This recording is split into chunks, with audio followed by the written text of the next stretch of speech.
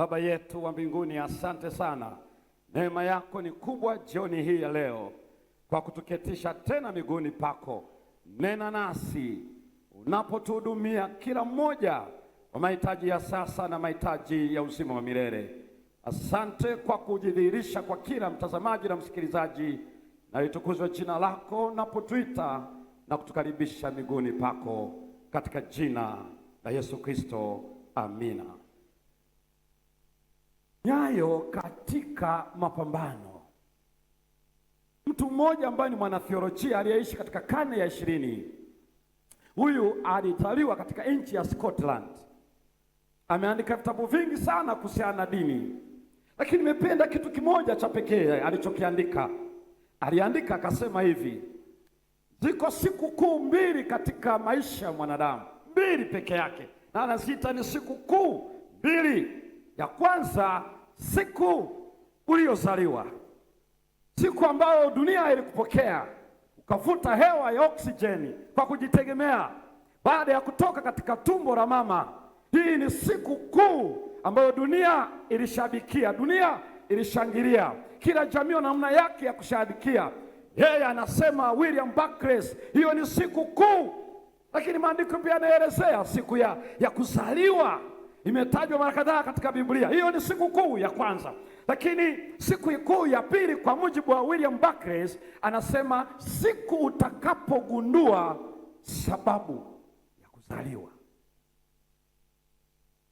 Siku utakapogundua sababu ya kuzaliwa. Jana tulikuwa na somo lililokuwa naeleza nyayo za matumaini. Pale tulianza kuona dunia yote inalalamika, maisha ni magumu, lakini pia bado inasema dunia ina ukatili na maumivu. Halafu watu wengi wakawa wanaishia kusema haina maana maisha haya, lakini neno likatueleza hapana, maisha bado yana maana kwa sababu ya nyayo za matumaini. Na tukasoma ile Warumi 15 mstari wa 4. Iko mambo mawili pekee yanatoka kwenye maandiko: subira ya maandiko, faraja ya maandiko, tutapata tumaini. Hiyo ndio tuliyosoma. Tukasoma kile kitabu cha Yeremia 29 mstari wa 11, mawazo mema nayowaazia kuwapa tumaini katika siku zenu za mwisho. Leo tunalo hoja ambayo iko mbele yetu. Tunahitaji kujua sababu, kwa nini mambo hayo yote? Kwa nini maumivu yanaendelea dunia ya leo? Wapi yalianzia na nini kinatokea? Jana niliwaambia ya kwamba hatuna kitabu chochote katika dunia hii kinachotoa majibu ya maswali zito kama hilo. Alitokea wapi mwanadamu? Nini kilitokea akawa hivi alivyo leo? Anaenda wapi tena mwanadamu? Hutapata majibu mazuri isipokuwa katika Biblia peke yake. Haleluya! Biblia peke yake ndio kitabu kinachoelezea kwa ufasaha wewe na mimi tulitoka wapi, na hususani ni katika kitabu kile cha Mwanzo. Na kitabu kile cha Mwanzo Biblia inaeleza vizuri. Kwanza kuna matukio yako ndani kitabu cha Mwanzo, sura ya kwanza, sura ya pili, sura ya tatu. Baadhi ya watu wanaona kama tu yamewekwa vile, lakini Biblia inaeleza vizuri matukio yanayotokea katika ile bustani ya Eden. Unaona Mungu anaingia kwenye jukwaa, ndiye anayeasisi na kuweka jukwaa hilo. Vitu vinakuja kwenye jukwaa katika uumbaji, ile sura ya kwanza ya Mwanzo. Kisha unaingia ile sura ya pili, unaona bustani ya Edeni inaingia kwenye jukwaa. Kisha unaangalia jinsi uumbaji wa mwanadamu ulivyofanyika kwa mujibu wa Mwanzo 1 mstari wa 26, na tumfanye mtu kwa sura yetu, kwa mfano wetu, akatawale vyote vilivyoumbwa. Alafu mstari wa 27 unasema Bwana Mungu akamfanya mwanaume na mwanamke. Mwanaume na mwanamke Mungu alimuumba kwa mfano wake na kwa sura yake. Sura ya pili ya Mwanzo inasema alimuumbaje mwanadamu. Biblia inaeleza ya kwamba Mungu alifinyanga mavumbi ya ardhi katika ile Mwanzo sura ya pili, akapuliza puani pumzi ya uhai, mtu akawa nafsi hai. Lakini pia inaeleza vile ambavyo alifanyika mwanamke. Mungu akampatia usingizi, na alipolala kwenye sura ya pili ya Mwanzo akachukua ubavu na akaufanya mwanamke. Ndipo Mwanzo sura ya pili mstari ule wa 25, maandiko yanasema wote wawili mwanamume na mwanamke walikuwa uchi na bila haya.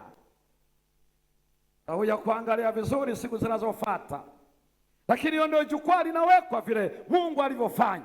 Lakini kana kwamba haitoshi, unaona kuna zahama katika lile jukwaa walikowekwa. Uumbaji, Mungu anaweka jukwaa, kisha unamuona mwanadamu, kisha unaona zahama inaingia katika lile jukwaa. Hii ndio sura ile ya tatu, na ona Adamu na Hawa wakakutana na yule nyoka akaingia kwenye jukwaa. Sasa unapofika hapo, kuna kutafakari ambako unahitaji uweze kufahamu pamoja nami. Kwa nini inakuwa vile? Watu wengi wanadhani ya kwamba sura ya Mwanzo sura ya tatu inazungumzia anguko la mwanadamu. Ngoja kidogo. Haisemi hasa anguko la mwanadamu kama ajenda ya msingi. Ila ni ajenda namba 2, kwa sababu sura ya tatu iko ndani ya muktadha wa sura ya kwanza na sura ya pili. Sasa ikiwa utafuatilia vizuri, utagundua yafuatayo. Moja, utagundua ya kwamba Mungu pekee ndiye anaingia kwenye jukwaa. Unaona Elohim, natumia neno Elohim ili uweze kuiona pale, si kwa sababu yoyote ile, ni kwa sababu ndivyo Biblia inavyomtaja Mungu katika sura ya kwanza ya Mwanzo. Hapo mwanzo Mungu aliziumba mbingu na nini na nchi. Mwanzo 1 mstari wa ngapi? Mstari wa kwanza. Kwa hiyo namuona Mungu ndiye anayeweka vitu kwenye hiyo Mwanzo 1 mstari wa kwanza. Kwa hiyo ndiye anaumba mbingu na nchi na vyote vinavyojaza. Anaweka mandhari na jukwaa, yote yanakaa pale. Ndiye anayeweka vitu vyote. Sasa ikiwa ndiye anaweka vitu vyote, unaona kila kitu Mungu anaviweka kwenye jukwaa. Ndiye muumbaji, ndiye anaweka kila kitu. Kwa hiyo Biblia inamtaja Mungu kwanza. Lakini angalia jambo la pili, sura ya pili inaendeleza vile vinavyoongezeka. Unaona anavyofanya uumbaji mpaka inaishia mstari wa 25, bila haya. Na ukisoma ile Mwanzo sura ya kwanza mstari wa 31, unasema Bwana akaona ya kwamba kila kitu alichokiumba na tazama ni chema sana. Angalia mtadha uweze kuona jambo hili. Sura ya pili inapomalizia na mstari wa 25 bila haya, sura ya tatu inakuja na hoja ya ajabu katika mstari wa kwanza. Basi nyoka alikuwa mwerevu kuliko wanyama wote wanane. Nyoka alikuwa mwerevu kuliko wanyama wote wa mwitu aliowafanya Bwana nani? Bwana Mungu. Sasa alikuwa mwerevu. Wakati fulani tafsiri zina katika lugha mbalimbali zinaweza kuonya sasa Mungu mbona nyoka anakuwaje mwerevu kiasi hicho? Lakini hilo neno linalotajwa pale mwerevu, arum, bahati mbaya sana hiyo kompyuta inayosoma hapo haina hizo fonti za Kiebrania, lakini ungeweza kuona arum katika fonti yake. Ile neno arum yenye tafsiri kama mwerevu ama busara linamaanisha hira, na neno hilo kwa kawaida linamaanisha ubaya, mabaya, arum. Neno hilo mwerevu ama arumu hilo ambalo limekuwa linatumika lina matumizi ya nyoka kimkakati kumfikia mwanadamu. Ndio maana anaitwa mwerevu. Sio kwamba ana akili kuliko chochote, ila kwa namna alivyoingia kwenye mkakati kumuingiza mwanamke kwa ajenda aliyotaka. Kwa hiyo uhusiano wa nyoka unayoingia hapo sura ile ya tatu ya Mwanzo. Kwa hiyo ukiangalia kwa makini kabisa, nyoka anapomkaribia mwanamke anamwambia lugha ya ajabu sana. Ni kama anashangaa, anasema ninaona kama siamini vile. Hivi Mungu anawezaje kutoruhusu msile matunda yote? Katika ile Mwanzo sura ya tatu mstari wa kwanza Biblia inasema nyoka akamwambia mwanamke eti Bwana Mungu alisema msile matunda yote ya bustani. Kwa hiyo unamuona nyoka anaingia na kama anayeshangaa, ni kama vile anasema simwelewi Mungu. Hivi alikuwa anamaanisha nini kusema vile?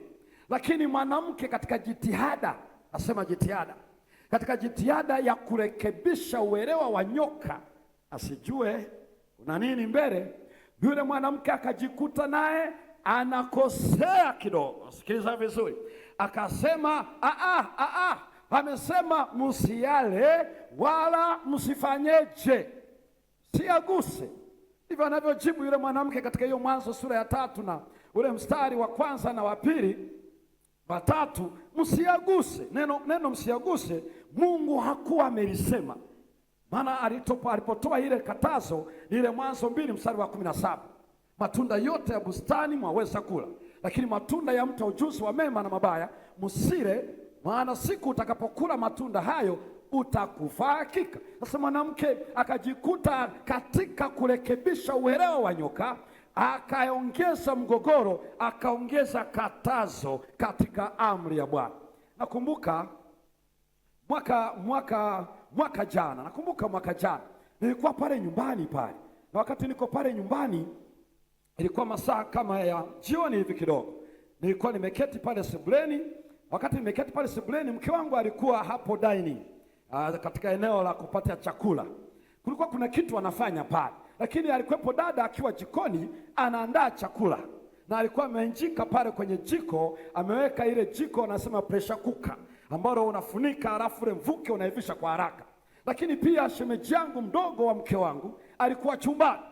Sasa ghafla sijui nini kilitokea, halafu ikawa imeripuka, nikana kwamba moto ulikuwa unataka kuwaka, halafu likarushwa juu, halafu ile kelele iliyokuwa inatokea, kila mtu ikawa mtafutana. Mimi nilikuwa pale ndani ya sebule na mbele yangu kuna mlango, lakini umefungwa kwa funguo. Kwa hiyo ninachohitajika, nikakumbuka kwamba nirudi kwenye kode ya huku chumbani, nichukue ufunguo ili nikafungue, kwa sababu ile sehemu ya jiko na mlango unaotokea nje kwa upendo wa jikoni ndiko tatizo lilikuwa limetokea. Kwa hiyo nikasema nikipitia pale hali ni mbaya, kwa hiyo nipitie upande huu, nichukue ufunguo nikafungue kwenye mlango wa mbele ya nyumba. Mke wangu yeye alikuwa upande wa dining, naye akachomoka kurudi upande wa huu, upande wa ambako nilikuwa. Kwa hiyo wakati mimi napita huu mlango ili nikachukue ufunguo nifungue nipite, na kutana na watu wawili. Wa kwanza ni mpishi Sasa cha ajabu, mpishi badala ya kutokea nje, maana alikuwa karibu na mlango uliokuwa umefunguliwa, cha ajabu yeye akakimbilia chumbani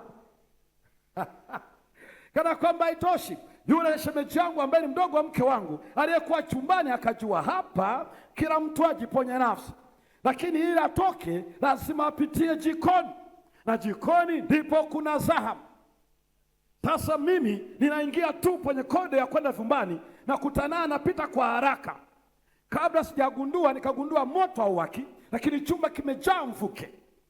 Sasa yule shemeji yangu katika harakati za kurekebisha mambo ili aweze kutoka kupitia mlango wa kwenda nje kupitia jikoni, alikanyaga yale maji yaliyokuwa yameshatoka kwenye ule mvuke, yametapakaa pale kwenye sakafu, na akatereza. Yaani alipotereza aliketi, miguu yote imetanuka, na ile jiko pamoja na lile lenye stofu liko katikati ya miguu yake Kwa haraka anahangaika, anatereza, anatereza mpaka akili inaporudi ya kwamba bado uko salama, lakini bado haikutosha. Alipofaulu kunyanyuka, kachomoka nje.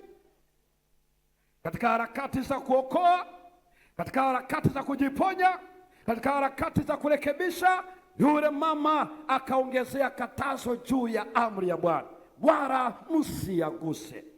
Hii ilikuwa ni ajenda ya Ibilisi. Naletea vitu viwili tofauti hapa kidogo katika mambo ya ulinganifu. Moja, Elohim katika sura ya 1 ya Mwanzo, na 2 ni nyoka katika sura ya 3 ya Mwanzo. Kwa hiyo sura ya 1 mstari wa 1 hapo mwanzo Mungu aliziumba mbingu na nchi. Sura ile ya 3 nyoka alikuwa mwerevu. Angalia mfanano, angalia tu mfanano. Moja, Mungu anaingia kwenye sura ya jukwaa ile akiwa muumbaji, unamwona anaingia ghafla. Hapo mwanzo Mungu aliziumba mbingu na nchi. Ghafla kwa sababu gani? Hauelezwi ametomekea wapi, katokea wapi. Kwa hiyo anaingia kwenye jukwaa ghafla. Lakini hata kwenye sura ya 3 ya Mwanzo unamwona nyoka anaingia naye ghafla, naye nyoka alikuwa mwerevu. Hatuelezi background yake, mazingira ya usuli, hatuambii chochote, ila anaingia tu kwenye jukwaa. Sura ya 3. Mfanano namba 2, unamwona Mungu hana utangulizi, hakuna introduction, kuna utangulizi. Lakini pia sura ya 3:1 Mwanzo pia hakuna utangulizi wa nyoka, hakuna. Lakini jambo la 3, unaona uumbaji wote unaletwa na Mungu na vyote vinavyoendelea mpaka sura ya 2 ya Mwanzo mstari wa 25. Lakini unapoingia sura ya 3 unaona anguko, unaona maangamizo yote yanaletwa na nyoka. Kwa hiyo ndio maana nikasema hivi ya kwamba Mwanzo sura ya 1 hadi ya 3 haihusu hasa anguko la mwanadamu kama ajenda ya kwanza, ila inahusu kwa hakika pambano kati ya Elohim na nyoka. Mmoja aliye hai anaingiza vitu kwenye jukwaa na akitathmini kila kitu ni chema. Sura ya 3, mmoja aliye hai anasambaratisha katika ubora wa uumbaji, na mwanzo wote wa kuharibika unaanza na yeye. Kwa hiyo kwa lugha nyingine kusemaje basi? Kwa lugha nyingine ni kusema ya kwamba nyoka anakuwa kinzani na huyu Elohim. Lakini hebu angalia utofauti kidogo. Pamoja na kwamba kuna ufanano wa aina 3, kuna utofauti wa aina 2. Moja, Elohim hana mwanzo. Hana mwanzo kwa maana ya kwamba hakuna origin ya Mungu. Hatuelezi yeye amekuwaje mwanzo wake. Kwa hiyo moja mwanzo, hapo mwanzo Mungu. Hatuoni origin, hatuoni mwanzo, tuoni chimbuko lake. Hana mwanzo. Lakini nyoka ana mwanzo. Kwa nini? Ameumbwa na Elohim. Kwa sababu Mwanzo 3 mstari wa 1 unasema, naye nyoka alikuwa mwerevu kuliko wanyama wote wa mwitu aliowaumba. So nyoka yu miongoni mwa aliyeumbwa. Tofauti ya pili kati ya Elohim na nyoka katika kitabu cha Mwanzo 1, 2 na Mwanzo sura ya 3. Huyu Elohim hana rika, no peers, hawezi linganishwa, hana mahala pa kulinganishwa. Lakini nyoka ni sehemu ya wanyama wa mwituni. Hii ndio tofauti yake. Kwa hiyo kwa mtasari, hapo ndipo unaweza kuona jinsi ambavyo jukwaa hili linakuja likileta upambanishi kati ya Elohim na nyoka. Kwa hiyo kitabu cha Mwanzo sura ya 3 hakielezei hasa anguko la mwanadamu, ile inaelezea pambano kati ya Elohim na nyoka. Lakini basi ili uweze kufahamu anguko tafsiri yake ni nini? Tafsiri yake ni kwamba ni matokeo ya udanganyifu wa nyoka. Kwa hiyo tunasema hiyo ni byproduct, hiyo ni matokeo. Byproduct kwa maana ya kwamba ukichukua hiki ukajumlisha hiki kinapatikana hiki. Kwa hiyo ni matokeo ya nini anguko? Ni matokeo ya udanganyifu, werevu wa nyoka na ukubali wa mwanadamu kwa ajenda ya nyoka. Hiyo ndio tunaita anguko la mwanadamu. Lakini jambo kubwa, ajenda kubwa namba 1 ni pambano kati ya Elohim na nyoka. Sasa hebu tuangalie kwa mbali kidogo uweze kuona ukweli wa jambo hilo. Katika Mwanzo sura ya 3 mstari wa 4 na mstari wa 5, nyoka akamwambia mwanamke, hakika hamtakufa. Kwa maana Mungu anajua ya kwamba siku mtakapokula matunda ya mti huo mtafumbuliwa macho, nanyi mtakuwa kama Mungu, mkijua mema na mabaya. Hii inanisaidiaje? Sikiza kidogo. Hii inatusaidia mambo yafuatayo. Ile swali lake ati Bwana Mungu alisema musile, haikuwa kwamba hakujua. Hoja yake haikuwa kwamba ameshangaa. Hapana. Sio kwamba alikuwa hajui kilichoendelea. Ila mstari wa 4 na wa 5 unatusaidia kujua ya kwamba nyoka alikuwa na ajenda ya kuangusha mwanadamu. Kwa nini ana ajenda hiyo? Anasema Mungu anajua ya kwamba siku mtakapokula matunda hayo mtafumbuliwa macho, nanyi mtakuwa kama Mungu, mkijua mema na mabaya. Lugha nyingine, hili lilikuwa ni shambulio kwa Mungu. Sura ya 3 unamwona nyoka akimshambulia Mungu, sio hasa mwanadamu. Kwa sababu anachotafuta hapa nyoka ni Mungu, ni kushughulika na Mungu. Mungu anajua siku mtakapokula mtafumbuliwa macho, mkijua mema na mabaya. Kwa lugha nyingine anasema nini basi? Anamshambulia Mungu. Anamshambuliaje? Anasema mimi najua Mungu anachomaanisha aliposema ya kwamba msile matunda ya mtu wa mema na mabaya. Alimaanisha ya kwamba mimi najua nia ya Mungu. Nia ya Mungu ni ipi? Mimi najua njia na sababu ya nyuma ya kila alichosema Mungu. Najua akili ya Mungu. Mimi alipokuwa anasema msile, alikuwa anawatakia mabaya, sio mwema. Mungu hafai, hawataki yoyote mazuri. Kwa hiyo anachokifanya, alikuwa anaibadilisha tabia ya Mungu juu chini. Alikuwa anachafua tabia ya Mungu mbele ya mwanadamu. Ndio maana mashambulizi ya nyoka kwa hakika hayakuwa kwa mwanadamu, yalikuwa kwa Mungu. Kwa maana ya kwamba moja, neno lako si kweli, hamtakufa hakika. Hiyo ndio 3:4 Mwanzo. Lakini mstari wa 5 anasema anajua siku mkila mtafumbuliwa macho, mtakuwa kama Mungu, mkijua mema na mabaya. Kwa hiyo alikuwa anashambulia tabia ya Mungu. Mwanzo sura ya 3 sio juu ya anguko la mwanadamu. Mwanzo sura ya 3 ni shambulio la nyoka dhidi ya Mungu, nyayo katika pambano. Alipokuwa anaendelea kufanya hayo, Mungu alipokuwa anaangalia akifanya hayo yote, Biblia inaeleza nini basi alichoona alipofumbuliwa macho. Biblia inaeleza vizuri katika Mwanzo 3 ule mstari wa 7, wakafumbuliwa macho wote wawili, wakajijua kuwa wauchi, wakashona majani ya mtini, wakajifanyia nguo. Mwanzo 3 mstari wa 7, wakafumbuliwa macho wote wawili. Sasa angalia kitu cha pekee sasa hapa. Macho yalifumbuka, sawa, yalifumbuka, lakini aliona nini basi?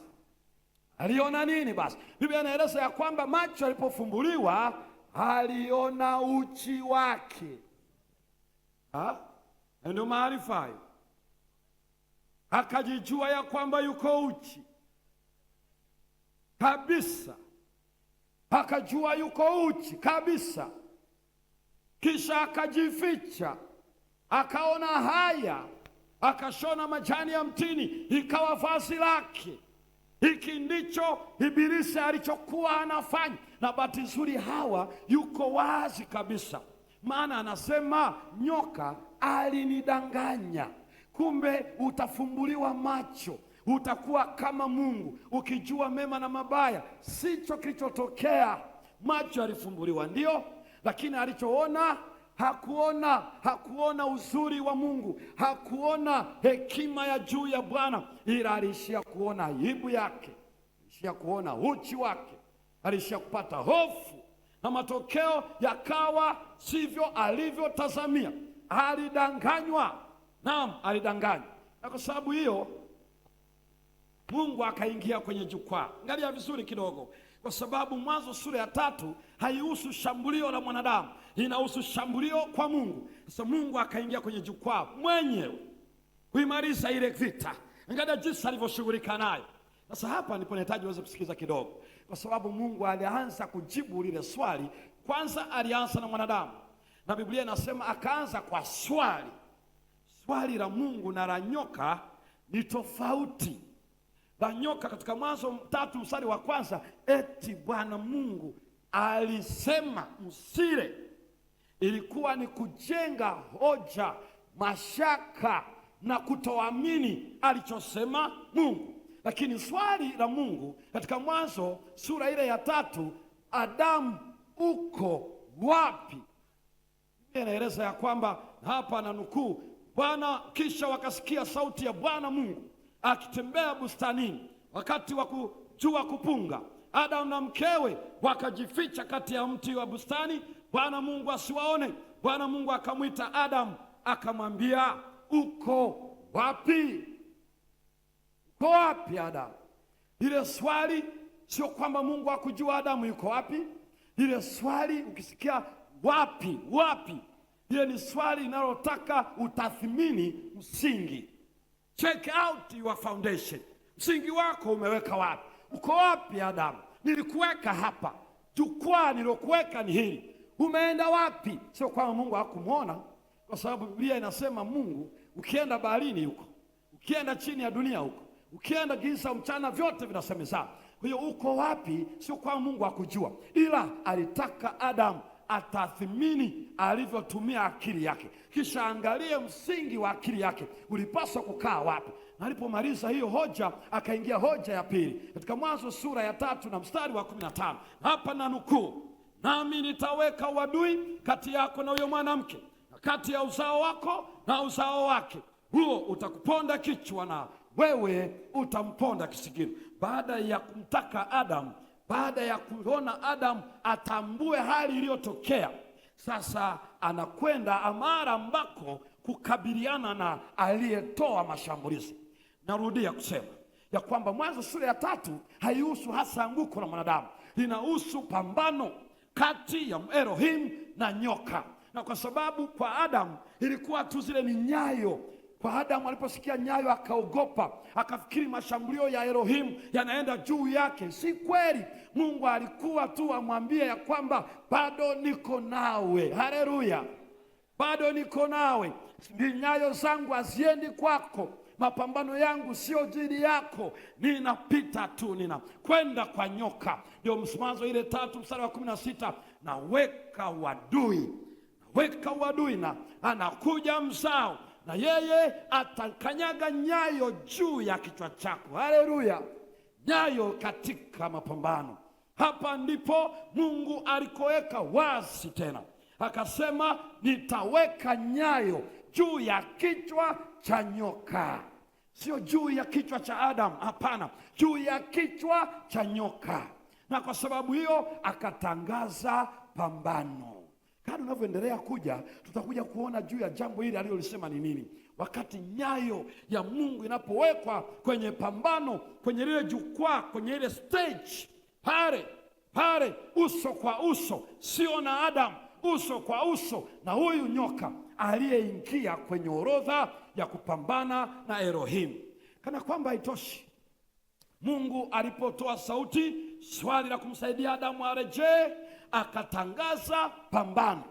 Nyayo zikaishia kwenye kichwa cha joka. Baada ya kusema hivyo, akarudi kwa mwanadamu tena, akamwambia mambo yafuatayo. La kwanza, ona kile ambacho alisema, akatamka. Hiyo ilikuwa ni tamko la historia ya ukombozi, ya pambano litakaloleta wokovu. Sasa anajuaje? Naweka mzao, atakuja mzao, yule atakayekuja ndiye atakayeponda kichwa. Anachosema ni kwamba sio sasa hivi Adamu, sio sasa hivi, sio sasa hivi, kuna mzao anakuja. Sijaja kumaliza nyoka sasa hivi. Yuko mzao anakuja, sio sasa hivi. Na kwa sababu sio sasa hivi, sikiliza, chukua vazi hili hapa, vaa vazi la ngozi. Akamvua vazi la ndani ya mtini, akamvisha vazi la ngozi. Sikiliza kwa pekee, alikuwa anamwambia nini? Hii ndiyo ishara, hii ndiyo alama, hii ndiyo lugha ambayo naweza nikasema nawe ya kwamba nitaponda kichwa. Vaa vazi hili. Kila utakapoona vazi la ngozi, usisahau ya kwamba nitashambulia kichwa cha nyoka, nitashambulia kichwa cha nyoka. Vaa vazi la ngozi, usije ukasahau vita yangu inakuja. Sio sasa, mbele kuna mzao, lakini vaa vazi la ngozi, vazi la haki ya yule mzao anayekuja. Baki na alama hiyo, baki na nembo hiyo, baki na ishara hiyo. Ninakuja, nitafanya mashambulizi. Kwa sasa baki na ishara. Lakini jambo la tatu aliyozungumza naye, akamwambia kwa kuwa huyu amekuwa miongoni mwetu. Nasikiliza kidogo lugha aliyotumia pale, kwa kujua mema na mabaya, sio kwa kufanana na Mungu katika ile uelewa wake, ila kwa sababu amefungulia mabaya ambayo Mungu hakuwa ametaka yafahamu. Maandiko yanasema katika Mwanzo ile sura ya 3 mstari wa 23 mpaka 24, Mungu akamtoa katika bustani ya Eden. Subiri kidogo. Kwa nini alifanya hivyo? Kwa sababu hawezi ruhusiwa kula matunda ya uzima tena. Kwa nini? Kwa sababu matunda yale ya uzima akiala, angalia kitakachotokea.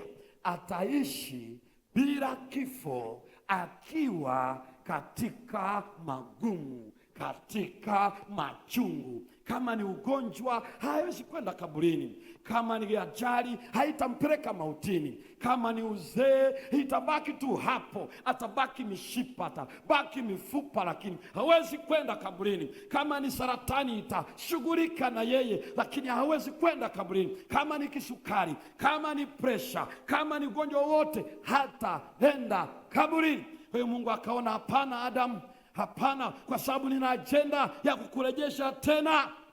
Kwa sasa usiguse tena matunda haya, kwa sababu muda unakuja, nataka unaporudi ya kupatie kuishi bila machungu, bila magumu, bila machozi. Mapambano, nyayo katika mapambano iliacha ahadi mambo makubwa matatu. La kwanza kwa Adamu. Uko wapi Adamu? Uko wapi? Uko wapi Adamu? Uko wapi Tanzania? Uko wapi Afrika? Uko wapi Ulaya? Uko wapi? Uko wapi hapo? Je, umejaribu hoja ya nyoka? Umejaribu falsafa? Umejaribu historia? Umejaribu sabati? Umejaribu Kiswahili? Umejaribu taaluma? Uko wapi na taaluma yako Adamu? Kama Adamu haikumsaidia chochote, uko wapi? Ilikuwa ni hoja ya kumfanya afikiri. Naam, William Barclay anarudi tena kwenye akili ya wasikilizaji. Iko mambo siku mbili pekee. Ya kwanza ulikozaliwa, siku ya kuzaliwa, na ya pili siku uliojua sababu ya machungu. Sababu kwa nini Mungu hajafuta ajali. Siku ya kujua kwa nini Mungu hajazuia magonjwa. Siku ya kujua sababu kwa nini ajali ikitokea bado Mungu asizuie. Hata kama wataumia, watavuja damu, watafanya nini? Hiyo ndio siku ya kujua. Leo katika mapambano ziko nyayo zimeruhusu machungu, zimeruhusu machozi. Si kwa sababu Mungu ana nia mbaya, ila anajua baada ya muda mfupi ni afadhali nipumzike kaburini kuliko kulia miaka yote, maelfu ya miaka. Kama ni miaka 6,000 bado unaendelea mpaka Yesu aje. Anapoondoa pambano, maumivu yanaendelea. Ninasema hapana, Adamu, uko wapi? Uko wapi? Na kutoa katika bustani. Nje ya bustani ukiwa umevaa vazi la ngozi, ni ushahidi ya kwamba Mungu ataturejesha tena. Vita ataimaliza tena. Mwanzo sura ya 3 inaeleza Mungu hana vita na mwanadamu. Mungu hana pambano na mwanadamu. Mungu anakuja kwenye jukwaa apambane na joka, apambane na nyoka. Wakati huu wa leo anataka atueleze kama Mungu anakupenda. Kwa nini vifo? Kwa nini magonjwa? Kwa nini vita? Siku ya kujua sababu ni leo. Mungu ameruhusu, kwa sababu hatuwezi kuishi katika machungu bila kulala. Itakuwa ni sikitiko kubwa, tutalala lakini kwa kitambo, kwa sababu huyu Mungu amekuja na nyayo atupatie matumaini. Tutarejea tena kwenye bustani ya Eden. Siku zinakuja mbele yako, siku zinakuja mbele yangu, siku ambayo ile nyayo ya pambano itakaa juu ya joka na wapi mauti uchungu wako. Siku hiyo ambako utavaa kutokufa na kutokuharibika. Siku ambayo mili haitaugua tena wala huzuni. Siku ambayo mavumbi yatatamuka wazi. Hatuwezi kumshikilia huyu mwanadamu ambaye ameweka tumaini kwake. Ndio maana katika kitabu kile cha Zekaria sura ya 9 mstari wa 12 anasema, irudieni ngome enyi wafungwa wa tumaini. Irudieni ngome enyi wafungwa wa tumaini. Ndio maana Mithali 18 na mstari wa 10 anasema, jina la Bwana ni ngome imara, mwenye haki akikimbilia anakuwa salama. Jina la Bwana ngome imara, mwenye haki akikimbilia anakuwa salama. Hata kama hatuko ndani ya bustani ya Eden, bado tunaweza kuwa salama. Jioni ya leo, irudieni ngome enyi wafungwa wa tumaini. Mungu amekwisha weka mguu wake, ameweka nyayo yake juu ya kichwa cha joka. Ni kwa kitambo tu tumejua siku ambayo tumeumbwa. Mungu wetu katika Mwanzo 1:1, vyote viliumbwa na yeye, lakini pia ametusaidia kujua kwa nini magonjwa, kwa nini ajali, kwa nini vifo. Ni kwa kitambo. Vaa ngozi, usiache, ishara ya kwamba Mungu ameweka nyayo katika pambano juu ya kichwa cha joka. Leo jioni hii ya pekee, wafungwa wa tumaini wanaitwa irudie ngome. Mungu anawaita wairudie ngome. Mungu anawataka wafungwa wa tumaini warudi kwa ngome. Jina la Bwana ndiyo ngome imara. Mwenye haki akikimbilia anabaki kuwa salama. Waweza kimbilia kwake jioni ya leo. Waweza kujitoa kwake jioni ya leo. Ndiyo, inawezekana Tanzania, inawezekana hapa Morogoro, inawezekana kule Dodoma, Arusha, Mbeya, Mwanza, kule Mara, Msoma, inawezekana kule Dar es Salaam, kule inawezekana Canada, kule Australia, Uingereza, kule Tokyo, Japan, kule China, naam, kule Iraki. Jioni ya leo irudieni ngome, wafungwa wa tumaini. Irudieni ngome, na kama ni shauku yako, mimi narudia kwa ngome. Jina la Bwana ni ngome imara. Amenipatia ngozi ya kwamba atanishindia vita. Simama pale ulipo jioni ya leo. Simama. Na kama ni shauku yako kwamba Mungu natoa maisha yangu kwa ajili yako jioni ya leo, popote ulipo, tembea pale kwenye kituo tu, tembea kwamba natoa maisha yangu, nairudia ngome jioni ya leo. Tembea pale ulipo kwenye vituo. Kama ni nyumbani kwako, isogelee screen yako. Kama ni hapa kwenye mkutano, tembea hapa mbele ya kwamba narejea katika ngome iliyo imara. Tembea jioni ya leo. Tembea tu pale ulipo. Wafungwa wa tumaini wanaosema mimi leo narejea kwa ngome iliyo imara. Leo jioni ya pekee, tembea tu uko pale. Iko Sara jioni ya leo. Wafungwa wa tumaini, nyayo katika mapambano. Haijaja kupambana na wewe wala na mimi, bali na joka. Jioni ya leo, tembea pale ulipo. Tembeeni watu wa Bwana, tembeeni wana wanaorejea ngome, wanaorudia kwa ngome kule kwenye vituo, popote uliko, tembea. Bwana kubariki sana. Wafungwa wa tumaini, rejeeni katika tumaini la Bwana. Jina la Bwana ni ngome imara. Bwana haki akikimbilia anabaki kwa salama. Tembeeni jioni ya leo. Tembea, rejeeni ngome. Mungu hana vita na mwanadamu. Alikuja atupatia ahadi yake, hatakuja kuondoa vita. Yeye ndiyo nyayo za pambano. Jioni ya leo, tembea pale ulipo. Wafungwa wa tumaini wanarejea ngome iliyo imara. Yehova Elohim katika nyayo za mapambano. Jioni hii ya leo, tembea pale uliko. Tembea tu pale uliko. Jioni hii ya leo, wakati mwito unaendelea kwenye vituo, popote pale tuliko, jioni ya leo, wengine wakiendelea kujitoa hapa, tunahitaji kuinamisha nyuso zetu. Wakati wengine wakiendelea kuja, joini tu tunaposifu na kuomba katika jioni ya leo. Baba yetu mtakatifu, asante kwa neno lako jioni ya leo. Nyayo katika mapambano, umekuja ili utupatie tumaini ya kwamba turejee katika jukwaa ambalo kila kitu kilikuwa chema. Sio tu hivyo, umetupatia vazi la ngozi, ahadi ya kwamba utatuvika vazi la haki yako. Naam, umetutoa kwenye bustani tusile yale matunda ya uzima, kwa sababu haukutaka tuumie na kusikitika na maumivu. Miaka yote tutalala kwa kitambo, tutateseka kwa kitambo, lakini umeahidi kuvunja kichwa cha nyoka. Asante kwa ahadi hiyo. Bariki watoto wako popote walipo, katika jina la Yesu Kristo, amen.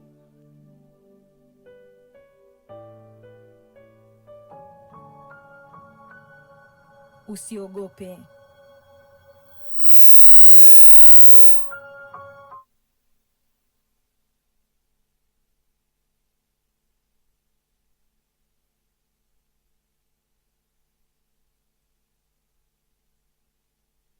Hello. Bwana Yesu asifiwe. Bwana Yesu